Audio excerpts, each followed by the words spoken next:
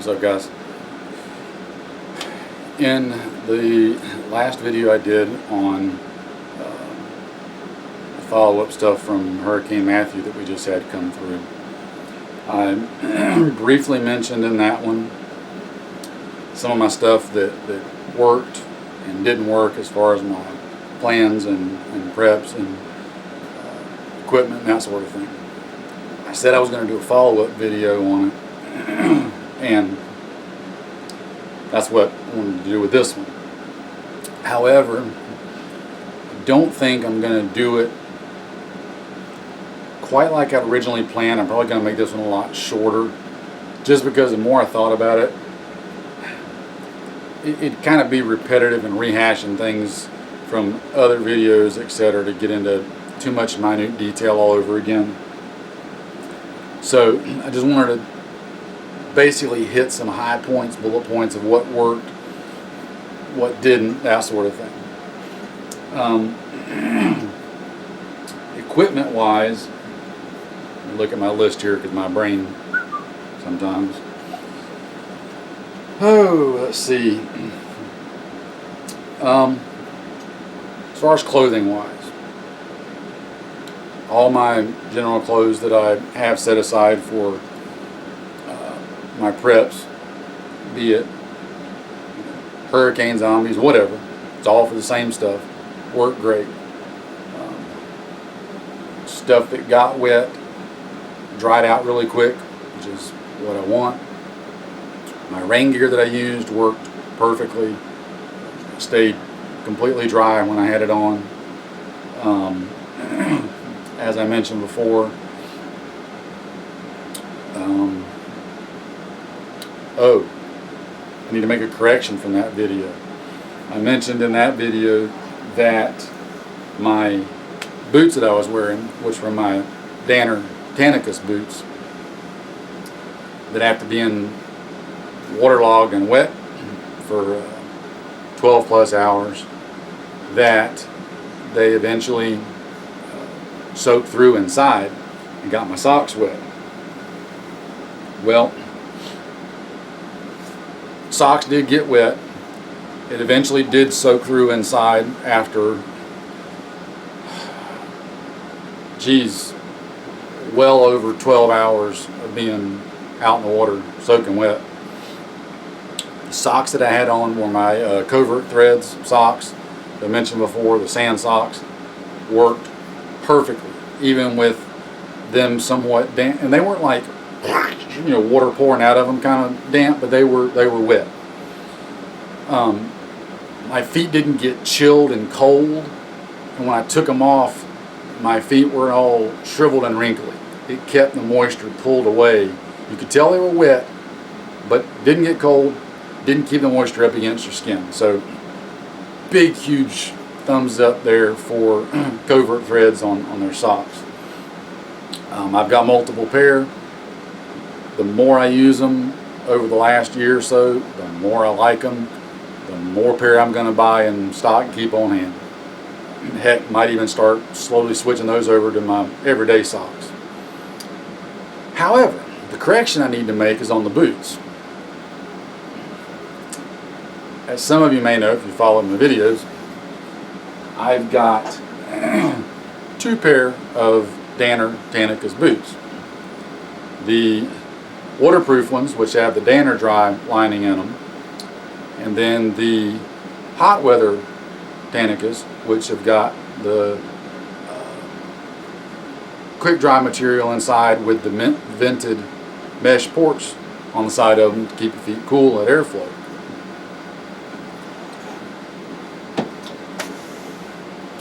Both boots look identically the same,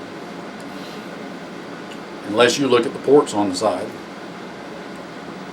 or you pay attention when you're putting them on, and the lining on the inside of the hot weather ones is different than on the waterproof ones. I keep both pair of boots on my rack that I keep my grab and go emergency stuff on. Yeah, you can already guess where I'm going with this, can't you? When I a day or two later, went to clean my boots up, the ones that were all dirty and were wet because I wore them during the storm, it became glaringly obvious to me that through the whole storm, I wasn't wearing my waterproof pair, I was wearing my hot weather pair. So instead of failing like I originally thought, they actually worked exactly as they should have. I was wearing the vented hot weather pair, and it took all that time of being exposed in the water before the water actually got in through the vents and got my feet wet. And then when it did get them wet, instead of staying soaked and saturated, it kept enough airflow through there to help, in conjunction with the socks, continue to try to dry them out. If I would have left them on, in fact, if I would have just done what you should normally do if I was in a crap at the fan situation, if I had just simply taken the wet pair of socks off, put on a dry pair of socks, I'd have been good to go, because the inside of the boots were drying out stupid fast. And that was just them sitting out. If I would have had them on, so that the heat of my foot being in there, and then the airflow of you walking and moving, going in and out of those vents, would have dried them even faster. So my waterproof Tanakas boots did not leak and did not fail. They have yet to leak and fail on me in all the times I've had them out in the water. So, apologize for that error if anybody was misconstrued by it. I thought I was wearing my waterproof pair because I've got them both sitting side by side, and with everything going on at the moment, when I grabbed the pair to put on, I just grabbed the hot weather pair instead of the waterproof pair. So they actually worked as intended, and nothing but good things to say still about my Tanakas boots. So that correction done. Covered the rain gear, that all worked. Only thing that didn't work rain gear wise was my hat, my waterproof boonie hat that I got. One of them, I used two different ones. One of them continued to leak so bad that I couldn't use it anymore. The second one worked. It didn't leak, but the brim on it is just too floppy, especially for a heavy rain. It pushes the brim down all around you, and it's kind of defeats the purpose of having the brim. I got to figure out either A, how to stiffen that brim up some, or B, look into a different waterproof boonie hat, because I really like wearing that better than I do a hood, just for better airflow, better situational awareness, that sort of thing around me, not having the hood up and blocking the hearing and stuff. So that worked. Of course, no problem with water, no problem with food. Generators worked. Only issue on my generators was I've never directly wired them into the house here like I had on my old house, and I found out that the plug that was on the old one does not work the same as the plug that's on the new one, because the plug on the house here is not the same as the dryer plug on my old house. Go figure, mental note, should have checked that and I didn't. So I got to get that swapped out and fixed. Again, food wasn't an issue. Chainsaw, my hand tools squared away there, getting rid of down tree limbs and stuff like that wasn't a problem. Cooking, we didn't have any problem cooking. That was easy peasy. You had multiple different ways of doing that. My pre-laid plans that we had with my friends, that was all fine, worked as intended.